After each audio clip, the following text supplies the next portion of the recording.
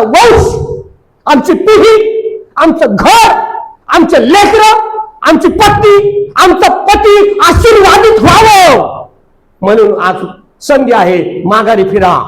संधी आहे, त्या पापाला टाकून द्या, त्या दुष्टाच्या धनाला सोडून द्या, परमेश्वराकडे चला. शास्त्र सांगतं मी काही उन्ह पडू देणार नाही. बोला हालेलुया. तर मी स्वर्गातून आकाश कपाटे उघडून तुम्हाला आशीर्वाद देईल आणि इतका देईल की जागा पुरणार नाही, कोणताही आजार तुमच्या घरावर येणार नाही.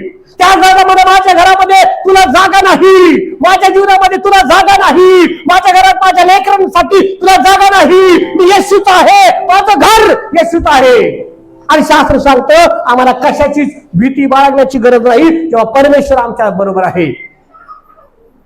बायबल आम्हाला 1000 वर्षांपूर्वी लिहून ठेवताना सांगतं की मृत झालेलं आम्ही ख्रिस्ती जीवन जगतो जेव्हा आम्ही त्या परमेश्वरापासून दूर आहोत. 3 प्रकारचं जीवन आहे.